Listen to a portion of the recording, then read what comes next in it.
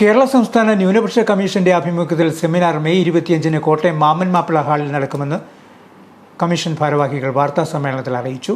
ന്യൂനപക്ഷ കമ്മീഷന്റെ പ്രവർത്തനങ്ങളെക്കുറിച്ചും ന്യൂനപക്ഷങ്ങൾക്കായി നടപ്പാക്കുന്ന വിവിധ വികസന പദ്ധതികളെക്കുറിച്ചും ധനസഹായ പദ്ധതികളെക്കുറിച്ചുമുള്ള ക്ലാസുകൾ സെമിനാറിനോടനുബന്ധിച്ച് നടക്കും.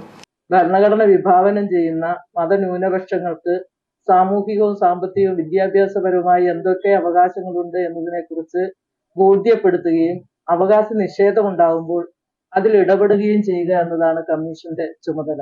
മതന്യൂനപക്ഷ വിഭാഗങ്ങളിൽപ്പെട്ട ആളുകൾക്ക് ഭരണഘടന വിഭാവനം ചെയ്യുന്ന അവകാശ അധികാരങ്ങളെക്കുറിച്ച് ബോധ്യപ്പെടുത്തുകയും സമയാസമയം അത് അർഹതപ്പെട്ട കരങ്ങളിൽ എത്തിക്കുകയും ചെയ്യുക എന്നതാണ് കമ്മീഷന്റെ ചുമതലയിൽ പെട്ടിട്ടുള്ളത്. അതിന്റെ ഭാഗമായിട്ടാണ് ഈ സെമിനാറും സംഘടിപ്പിച്ചു വരുന്നത്. ജില്ലയുടെ വിവിധ ഭാഗങ്ങളിൽ നിന്നായി 500ഓളം പ്രതിനിധികൾ പങ്കെടുക്കുന്ന ക്യാമ്പ് പൊതുഭരണ ന്യൂനപക്ഷ ക്ഷേമ വകുപ്പ് സെക്രട്ടറി മിനി ആന്റണി ഉദ്ഘാടനം ചെയ്യും. ജില്ലാ കളക്ടർ വി വിഘ്നേശ്വരി മുഖ്യപ്രഭാഷണം നടത്തും. കമ്മീഷൻ ചെയർമാൻ എ റഷീദ് അധ്യക്ഷനായിരിക്കും.